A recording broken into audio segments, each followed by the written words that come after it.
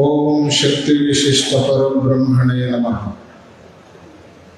ಪಂಡಿತಂ ಪಂಡಿತಾರಾಧ್ಯಂ ಪಿಂಡಾದಿಸ್ವರಬೋಧಕಂ ಅಖಂಡಂ ದಂಡವದ್ವಂದೇ ಸೂರ್ಯಮಂಡಲ ಮಂಡಿತಂ. ಸದಾ ಸ್ಮರಣೀಯರಾದ ಶ್ರೀಶೈಲ ಪೀಠದ ಗುರು ಪರಂಪರೆಯನ್ನ ಭ್ರಮರಾಂಬ ಮಲ್ಲಿಕಾರ್ಜುನ ಸ್ವಾಮಿಯರನ್ನ ಮನದಲ್ಲಿ ನೆನೆದು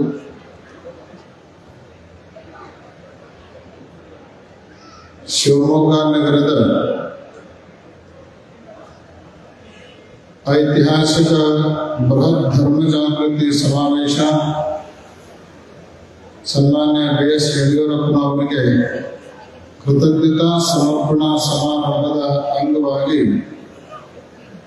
ಜರುಗುತ್ತಾ ಇರುವಂತಹ ಈ ಧರ್ಮ ಸಮಾರಂಭದ ಪಾವನ ಸಾನ್ನಿಧ್ಯವನ್ನು ಅನುಗ್ರಹಿಸಿ ಸಿಂಹಾಸನಾರೂಢರಾದ ಶ್ರೀಮದ್ ರಂಭಾಪುರಿ, ಶ್ರೀಮದ್ ಉಜ್ಜಯಿನಿ ಮತ್ತು ಶ್ರೀಮದ್ ಕಾಶಿ ಉಭಯ ಜಗದ್ಗುರುಗಳವರ ಪವಿತ್ರ ಪಾದಾರವಿಂದಗಳಲ್ಲಿ ಭಕ್ತಿಯ ಪ್ರಣಾಮಗಳನ್ನು ಸಮರ್ಪಿಸಿ ಶಿವಾಚಾರ್ಯ ಸಂಸ್ಥೆಯ ಅಧ್ಯಕ್ಷರನ್ನ ಮೊದಲುಗೊಂಡು ವೇದಿಕೆಯಲ್ಲಿ ಉಪಸ್ಥಿತರಿರುವ ಶಿವಯೋಗಿ ಸ್ವರೂಪರಾದ ಎಲ್ಲ ಮಠಾಧೀಶ್ವರರೇ, ಕಾರ್ಯಕ್ರಮದ ಕೇಂದ್ರ ಬಿಂದು ಧೀಮಂತ ನಾಯಕ ಮಾಜಿ ಮುಖ್ಯಮಂತ್ರಿ ಸನ್ಮಾನ್ಯ ಬಿ.ಎಸ್. ಯಡಿಯೂರಪ್ಪನವರೇ, ಮುಖ್ಯ ಅತಿಥಿಗಳಾಗಿ ಉಪಸ್ಥಿತರಿರುವಂತಹ ಬಿ.ವೈ. ರಾಘವೇಂದ್ರ ಅವರೇ, ಬಿ.ಕೆ. ಸಂಗಮೇಶ್ವರ್ ಅವರೇ, ಆಯನೂರು ಮಂಜುನಾಥ್ ಅವರೇ, ಎಸ್. ರುದ್ರೇಗೌಡರವರೇ, ಜ್ಯೋತಿ ಪ್ರಕಾಶ್ ಅವರೇ, ಡಾಕ್ಟರ್ ಸರ್ಜೆ ಅವರೇ, ಕಾರ್ಯಕ್ರಮದ ರೂವಾರಿಗಳಾಗಿ ಬಹುವಾಗಿ ಶ್ರಮಿಸಿರುವಂತಹ ಷಡಾಕ್ಷರಿ ಅವರೇ, ಸಂತೋಷ್ರವರೇ, ದಿನೇಶ್ರವರೇ, ವೇದಿಕೆಯ ಮೇಲಿರುವ ಎಲ್ಲ ಗಣ್ಯರೇ, ಮಾನ್ಯರೇ, ಮಾಧ್ಯಮದ ಪ್ರತಿನಿಧಿಗಳವರೇ, ಸಮಾವೇಶಗೊಂಡಿರುವ ಸಮಸ್ತ ಸದ್ಭಕ್ತ ಮಹಾಜನಗಳೇ, ವಾತ್ಸಲ್ಯ ಮೂರ್ತಿಗಳಾದ ಮಾತೆಯರೇ ಹಾಗೂ ಮುದ್ದು ಮಕ್ಕಳೇ, ಸಮಾರಂಭ ಬಹಳ ಭಕ್ತರಿಂದ ನಡೀತಾ ಬಂದಿರೋದ್ರಿಂದ ನೀವೆಲ್ಲ ಯಾವಾಗ ಮುಗಿತದ ಹೊತ್ತು ಕಾಯ್ತಾ ಇದ್ದೀರಿ. ಸಾಂಕೇತಿಕವಾದ ಕೆಲವು ವಿಚಾರಗಳನ್ನು ಮಾತ್ರ ಈ ವೇದಿಕೆಯ ಮೂಲಕ ಹೇಳಲಿಕ್ಕೆ ನಾವು ಬಯಸ್ತೀವಿ. ಇದು ಶ್ರೇಷ್ಠವಾದ ಬೃಹತ್ ಧರ್ಮ ಜಾಗೃತಿ ಸಮಾರಂಭದ ಪೂರ್ವದಲ್ಲಿ ಸುದೀರ್ಘವಾದ ಅಡ್ಡಪಲ್ಲಕ್ಕಿ ಉತ್ಸವವನ್ನು ಶಿವಮೊಗ್ಗ ನಗರದ ಪ್ರಮುಖ ಬೀದಿಗಳಲ್ಲಿ ನೀವೆಲ್ಲ ಮಾಡಿದವರಾಗಿದ್ದೀರಿ. ಭವ್ಯ ದಿವ್ಯವಾದ ಅಡ್ಡಪಲ್ಲಕ್ಕಿ ಉತ್ಸವದ ಮಧ್ಯದಲ್ಲಿ ಮಳೆರಾಯನು ಕೂಡ ಆಗಮಿಸಿ ಕಾರ್ಯಕ್ರಮಕ್ಕೆ ಜಗದ್ಗುರುಗಳವರನ್ನ ಸ್ವಾಗತಿಸಿದ್ದಾನೆ. ಬಹುತೇಕ ನಾವು ಅಂದುಕೊಂಡ್ವಿ ಇಷ್ಟೆಲ್ಲ ಭಕ್ತರು ಅತ್ಯಂತ ಉತ್ಸಾಹದಿಂದ ಮಾಡ್ತಾ ಇರುವಂತ ಈ ಉತ್ಸವದಲ್ಲಿ ಮಳೆರಾಯ ಯಾಕೆ ಬಂದ ಅಂತ ನಾವು ಅಂದ್ಕೊಂಡ್ವಿ. ಜಗದ್ಗುರುಗಳವರು 34 ವರ್ಷಗಳ ನಂತರ ಒಟ್ಟಾಗಿ ಮಲೆನಾಡಿಗೆ ಬರ್ತಾ ಇದ್ದಾರೆ ಅನ್ನೋದನ್ನ ಗೊತ್ತು ಮಾಡಿಕೊಡಬೇಕು ಅಂತ ಹೇಳಿ ಮಳೆರಾಯ ಬಂದು, ಅದು ಯಾವಾಗ ಬಂದ ಅಂದ್ರೆ ಉತ್ಸವ ಮುಗಿ ಹಂತಕ್ಕೆ ಬಂದು ನಾನು ಕೂಡ ಜಗದ್ಗುರುಗಳ ಪಾದವನ್ನು ತೊಳೆದು ವೇದಿಕೆಗೆ ಜಗದ್ಗುರುಗಳವರನ್ನು ಬರಮಾಡಿಕೊಳ್ಳಬೇಕು ಅಂತ ಹೇಳಿ ಮಳೆರಾಯ ಬಂದು ಜಗದ್ಗುರುಗಳವರನ್ನ ಸ್ವಾಗತ ಮಾಡಿದ ಅಂತ ನಾವೆಲ್ಲ ಭಾವಿಸಿಕೊಳ್ತಾ ಇದ್ದೇವೆ. ಜೊತೆಗೆ ಸನ್ಮಾನ್ಯ ಯಡಿಯೂರಪ್ಪನವರ ಸಾಧನೆ ಅದು ಹೇಗಿತ್ತು ಅಂತ ಕೇಳಿದರೆ ಒಂದೇ ಸಮಾಜ, ಒಂದೇ ಸಮುದಾಯ, ಒಂದೇ ವರ್ಗದವರಿಗೆ ಸೀಮಿತವಾಗಿರಲಾರ್ದೇನೆ ಸರ್ವರಿಗೂ ಸಮಾನವಾಗಿರುವಂತಹ ಅವಕಾಶವನ್ನ ಕೊಡೋದರ ಮೂಲಕ ರಾಜ್ಯದಲ್ಲಿ ಅದ್ವಿತೀಯ ಸಾಧನೆ ಮಾಡಿರುವಂತಹ ಯಡಿಯೂರಪ್ಪನವರಿಗೆ ಕೃತಜ್ಞತಾ ಸಮರ್ಪಣಾ ಸಮಾರಂಭ ನಡೀತಾ ಇದೆ ಅಂದ್ರೆ ನನ್ನಲ್ಲಿರುವ ಗುಣನ ಯಡಿಯೂರಪ್ಪನವರಲ್ಲೂ ಕೂಡ ಇದೆ ಅಂತ ತಿಳ್ಕೊಂಡು ಅದನ್ನು ನೋಡ್ಲಿಕ್ಕೆ ಮಳೆರಾಯ ಬಂದಿದ್ದಾನೆ ಅನ್ನುವಂಥ ಭಾವನೆ ನಮಗೆ ಬಂತು. ಯಾಕಂದ್ರೆ ಮಳೆ ಆಗುವಾಗಲೂ ಕೂಡ ಇವನು ಬಡವ, ಇವನು ಶ್ರೀಮಂತ, ಇವನು ದರಿದ್ರ, ಇವನು ಮತ್ತೊಂದು ಇನ್ನೊಂದು ಅನ್ನುವಂಥ ಭೇದ ಭಾವವನ್ನು ಇರಿಸಿಕೊಳ್ಳಾರ್ದನ ಎಲ್ಲರ ಮೇಲೂ ಸಮಾನವಾಗಿ ವೃಷ್ಟಿಯನ್ನ ಧಾರೆ ಎರೆಯೋದರ ಮೂಲಕ ಸಮಾನ ಗುಣ ಹೆಂಗೆ ಮಳೆರಾಯನಲ್ಲಿ ಇರುತ್ತೋ ಅದೇ ಗುಣ ಯಡಿಯೂರಪ್ಪನಲ್ಲಿ ಕೂಡ ಇರೋಣದರಿಂದ ಈ ಕಾರ್ಯಕ್ರಮಕ್ಕೆ ಮಳೆರಾಯ ಬಂದಿದ್ದಾನೆ ಅನ್ನುವಂಥ ಭಾವನೆಯನ್ನ ನಾವಿಲ್ಲಿ ವ್ಯಕ್ತ ಮಾಡಲಿಕ್ಕೆ ಬಯಸ್ತೇವೆ. ಒಬ್ಬ ಸುಭಾಷಿತಕಾರ ಒಂದು ಸುಂದರವಾದ ಮಾತನ್ನ ಹೇಳಿದ್ದಾನೆ. ಧರ್ಮ ಏವ ಸಮಸ್ತಾನಾಂ ದುಃಖಾನಾಂ ಸಮನೌಷಧಂ ತಸ್ಮಾತ್ ಧರ್ಮಾಮೃತಂ ಪೀತ್ವಾ ಸುಖಿನಃ ಸಂತು ಮಾನವಾಃ. ಮನುಷ್ಯನಿಗೆ ಪ್ರತಿಯೊಬ್ಬರಿಗೂ ಕೂಡ ದುಃಖ ಅನ್ನೋದು ಆವರಿಸಿರ್ತದೆ. ಆ ದುಃಖದಿಂದ ಬಿಡುಗಡೆ ಹೊಂದಬೇಕು ಅನ್ನುವಂಥ ಪ್ರಯತ್ನವನ್ನ ಎಲ್ಲರೂ ಮಾಡ್ತಾ ಇರ್ತಾರೆ. ನಮಗೆಲ್ಲ ಒದಗಿ ಬಂದಿರುವಂತಹ ದುಃಖವನ್ನ ನಿವೃತ್ತಿ ಮಾಡಿಕೊಳ್ಬೇಕು.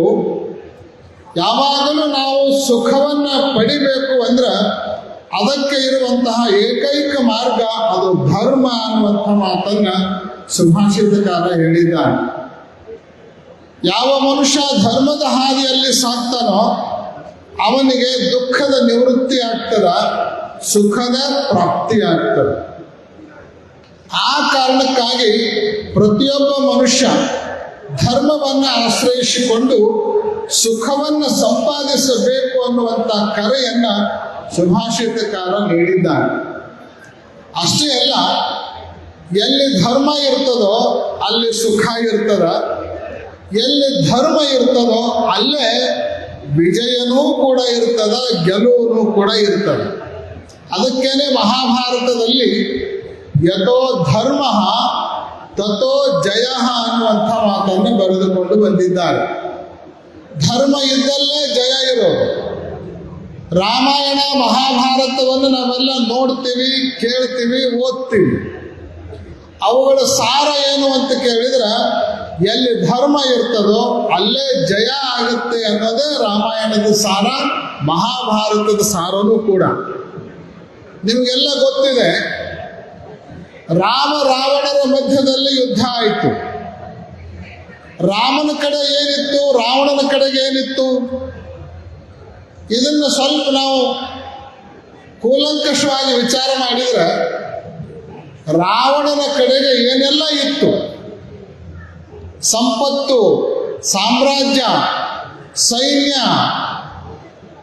ಅಸ್ತ್ರ ಶಸ್ತ್ರ ಯಾವ ಕೊರತೆನೂ ಇರಲಿಲ್ಲ. ಆದ್ರೆ ರಾಮನ ಕಡೆಗೆ ಏನೂ ಇಲ್ಲ.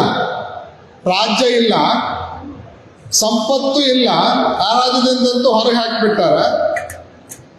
ಸೈನ್ಯ ಅದು ಬಾಡಿಗೆ, ಅದು ಯಾವುದು ಅಂದ್ರೆ ಕಪಿ ಸೈನ್ಯ. ಕಪಿ ಸೈನ್ಯ ಇಷ್ಟೆಲ್ಲ ಇಲ್ಲಗಳ ಮಧ್ಯದಲ್ಲಿ ರಾಮ ಇದ್ದಾನೆ. ಯಾವ ಕೊರತೆನೂ ಇಲ್ಲ ಅನ್ನೋದರಲ್ಲಿ ರಾವಣ ಇದ್ದಾನೆ.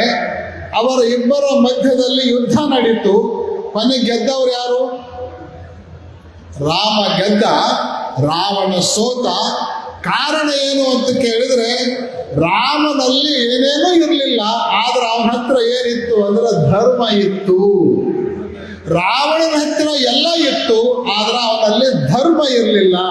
ಕೊನೆ ಗೆಲುವು ಯಾರ್ದಾಗುತ್ತೆ ಅಂತ ಕೇಳಿದ್ರೆ ಯಾರಲ್ಲಿ ಧರ್ಮ ಇರ್ತದೋ ಅವರಿಗೆ ಗೆಲುವಾಗುತ್ತೆ ಅನ್ನೋದೇ ರಾಮಾಯಣದ ಪ್ರಮುಖವಾಗಿರುವಂತಹ ಸಿದ್ಧಾಂತ. ಮಹಾಭಾರತದಲ್ಲೂ ಅದೇ ಇರೋದು. ಪಾಂಡವರ ಕೌರವರ ನಡುವೆ ಯುದ್ಧ ಆಯಿತು. ಕೌರವರ ಹತ್ರ ಎಲ್ಲ ಇದೆ, ಪಾಂಡವರ ಹತ್ರ ಏನೂ ಇಲ್ಲ. ಏನೂ ಇಲ್ಲ. ಸೈನ್ಯ, ಸಂಪತ್ತು, ಸಾಮ್ರಾಜ್ಯ, ಅತಿರಥ ಮಹಾರಥರು, ಗುರುವಿನಿಂದಲೂ ಕೂಡ ಸೋಲನ್ನು ಅನುಭವಿಸದೇ ಇರುವಂತಹ ಭೀಷ್ಮಾಚಾರ್ಯರು ಕೌರವರ ಕಡೆಗೆ, ಪಾಂಡವರ ಕಡೆಗೆ ಯಾರದಾರೋ ಅವರೆಲ್ಲರಿಗೂ ಶಸ್ತ್ರಾಸ್ತ್ರ ವಿದ್ಯೆಯನ್ನು ಕಲಿಸಿಕೊಟ್ಟಿರುವ ದ್ರೋಣಾಚಾರ್ಯರು ಕೂಡ ಕೌರವರ ಕಡೆಗೆ, 11 ಅಕ್ಷೋಹಿಣಿ ಸೈನ್ಯ ಕೌರವರ ಕಡೆಗೆ, ಪಾಂಡವರ ಕಡೆ ಏನೂ ಇಲ್ಲ. ಅರ್ಜುನ ಒಬ್ಬನು ಹೊರತುಪಡಿಸಿದ್ರ, ಭೀಮನ್ ಒಬ್ಬನು ಹೊರತುಪಡಿಸಿದ್ರ ಏನೂ ಇಲ್ಲ. ಆದರೂ ಕೂಡ ಕೌರವರಲ್ಲಿ ಇಲ್ಲದೇ ಇರುವಂತಹದ್ದು ಒಂದಿತ್ತು ಪಾಂಡವರಲ್ಲಿ. ಅದೇನು ಅಂತ ಕೇಳಿದ್ರೆ ಅದುವೇ ಧರ್ಮ. ಆ ಧರ್ಮ ಇತ್ತು ಅನ್ನೋ ಕಾರಣಕ್ಕಾಗಿ ಪಾಂಡವರು ಗೆದ್ರು, ಮನೆ ಕೌರವರು ಸೋಲನ್ನು ಅನುಭವಿಸ್ಬೇಕಾಯ್ತು. ಇದರಿಂದ ನಾವೆಲ್ಲ ತಿಳ್ಕೊಳ್ಬೇಕಾಗಿರೋದು ಏನು ಅಂದ್ರೆ, ನಮಗೆ ಸುಖ ಬೇಕಾಗಿತ್ತು ಅಂದ್ರೆ ನಾವು ಧರ್ಮವಂತರಾಗಬೇಕು, ನಮಗೆ ಗೆಲುವು ಬೇಕಾಗಿತ್ತು ಅಂದ್ರೆ ನಾವು ಧರ್ಮವಂತರಾಗಬೇಕು. ವೀರಶೈವ ಲಿಂಗಾಯತರಿಗೆ ಧರ್ಮ ಯಾವುದು ಅಂತ ಕೇಳಿದ್ರೆ ಸಾಕಷ್ಟು ವಿಶ್ಲೇಷಣೆಗಳದಾವ. ಅವನ್ನೆಲ್ಲವುಗಳನ್ನು ಈ ವೇದಿಕೆ ಮೂಲಕ ಹೇಳಲಿಕ್ಕೆ ನಾವು ಬಯಸೋದಿಲ್ಲ. ವೀರಶೈವ ಲಿಂಗಾಯತರಿಗೆ ಆಚರಣಾತ್ಮಕವಾಗಿರುವಂಥ ಧರ್ಮ ಯಾವುದು ಅಂದ್ರೆ, ಎದೆ ಮೇಲೆ ಲಿಂಗ ಕಟ್ಕೊಳ್ಳೋದು, ದಿವಸ ತಪ್ಪದ ಅದನ್ನು ಪೂಜೆ ಮಾಡೋದೇ ವೀರಶೈವ ಲಿಂಗಾಯತರಿಗೆ ಮುಖ್ಯವಾಗಿರುವಂಥ ಧರ್ಮ. ಅದನ್ನು ಪ್ರತಿಯೊಬ್ಬರೂ ಕೂಡ ಚಾಚು ತಪ್ಪದೆ ಆಚರಿಸಬೇಕು ಅನ್ನುವಂಥ ಕರೆಯನ್ನು ಈ ವೇದಿಕೆಯ ಮೂಲಕ ನಾವು ಕೊಡಲಿಕ್ಕೆ ಬಯಸ್ತೀವಿ. ಇದ್ರ ಜೊತೆಗೆ ಮುಂದುವರೆದು ಮತ್ತೊಂದು ಮಾತು ಹೇಳಬೇಕು ಅಂದರೆ, ಈಗಾಗಲೇ ಧರ್ಮದ ವೈಶಿಷ್ಟ್ಯತೆಯನ್ನು, ಪ್ರಾಚೀನ ಸಿದ್ಧಾಂತದ ವಸ್ತುಸ್ಥಿತಿಯನ್ನು, ವಾಸ್ತವಿಕತೆಯನ್ನು ಕುರಿತು ಉಜ್ಜಯಿನಿ ಹಾಗೂ ಕಾಶಿ ನೂತನ ಜಗದ್ಗುರುಗಳವರು ಸಾಕಷ್ಟು ವಿಚಾರಗಳನ್ನು ವ್ಯಕ್ತ ಮಾಡಿದ್ದಾರೆ. ಮುಂದುವರೆದು ಒಂದು ಮಾತು ನಾವು ಹೇಳಬೇಕು ಅಂದರೆ, ಇವತ್ತು ಕೇಂದ್ರ ಸರ್ಕಾರ ಜಾತಿ ಗಣತಿಯನ್ನು, ಜನಗಣತಿಯನ್ನು ಮಾಡ್ತಾ ಇದೆ.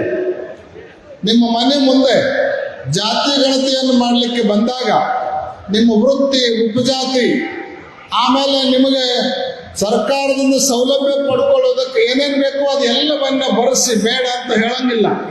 ಆದ್ರೆ ವೀರಶೈವ ಲಿಂಗಾಯತ ಅನ್ನುವಂತಹದ್ದನ್ನು ಮಾತ್ರ ಪ್ರತಿಯೊಬ್ಬರು ಕಡ್ಡಾಯವಾಗಿ ಬರೆಸಬೇಕು ಅನ್ನುವಂತಹ ಕರೆಯನ್ನು ನಾವು ಈ ವೇದಿಕೆಯ ಮೂಲಕ ಕೊಡಲಿಕ್ಕೆ ಬಯಸ್ತೀವಿ.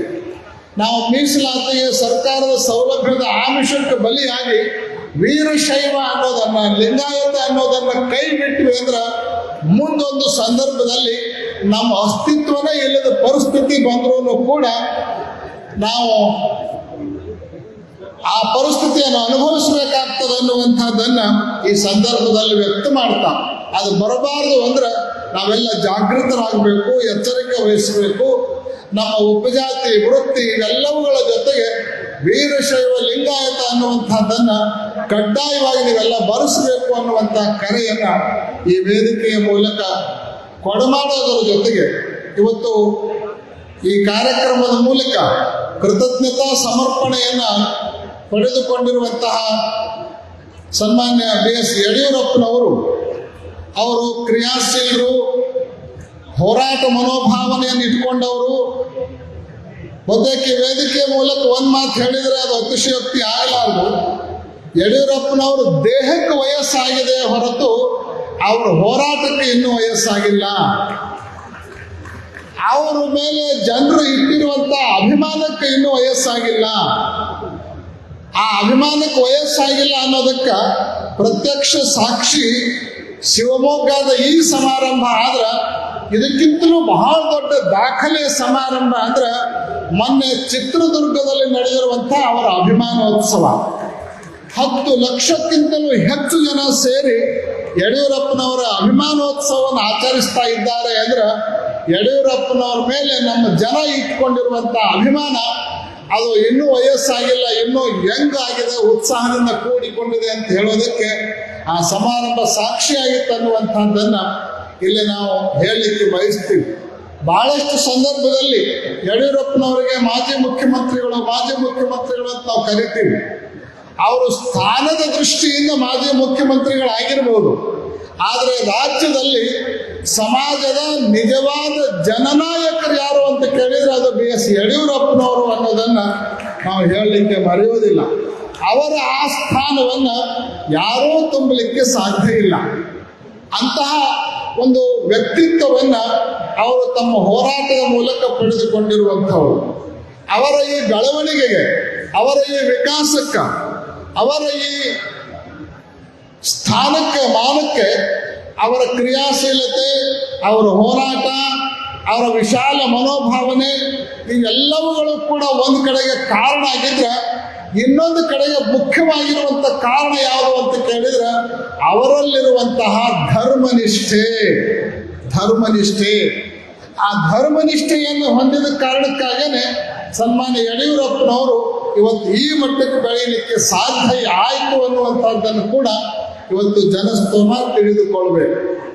ಗುರುಗಳ ಮೇಲೆ ಅವರು ಇಟ್ಕೊಂಡಿರುವಂಥ ಭಕ್ತಿ, ಪೀಠಗಳ ಮೇಲೆ ಅವರು ಇಟ್ಕೊಂಡಿರುವಂಥ ಶ್ರದ್ಧೆ, ಪೀಠದ ಆದೇಶವನ್ನು ಚಾಚು ತಪ್ಪದೆ ಪಾಲಿಸುವಂತಹ ಅವರ ವಿಶಾಲವಾಗಿರುವಂಥ ಮನೋಭಾವ. ಶ್ರೀಶೈಲ ಪೀಠಕ್ಕೆ ಯಡಿಯೂರಪ್ಪನವ್ರ ಮನೆತನಕ್ಕೆ ಬಹಳ ಹತ್ತಿರದ ಸಂಬಂಧ.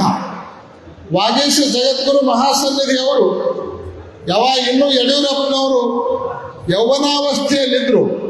ಅವಾಗನೂ ಹಿಂಗೆ ಸೈಕಲ್ ತಗೊಂಡು ಹೋರಾಟ ಮಾಡ್ಕೋತಾನೆ ಅವರು ಬೆಳೆದು ಬಂದಿರುವಂಥವ್ರು. ಅವರಿಗೆ ಕನ್ಯಾರೋಣ ಸಂದರ್ಭದಲ್ಲಿ ವಾಗೀಶ ಜಗದ್ಗುರುಗಳವರು ಒಂದು ಭವಿಷ್ಯವನ್ನು ನುಡಿದಿದ್ರು. ಸನ್ಮಾನ್ಯ BS ಯಡಿಯೂರಪ್ಪನವರ ಧರ್ಮಪತ್ನಿ ಅವರಿಗೆ ಕೊಡು ತಗೊಳ್ಳುವ ಸಂದರ್ಭದಲ್ಲಿ ವಾಗೀಶ ಜಗದ್ಗುರುಗಳವರು ಯಡಿಯೂರಪ್ಪನವರ ಮಾವಂದ್ರಿಗೆ ಹೇಳಿದ್ರು, ನಿನ್ನ ಮಗಳನ್ನ ಯಡಿಯೂರಪ್ಪನವರಿಗೆ ಕಣ್ಣು ಮುಚ್ಚಿಕೊಡು.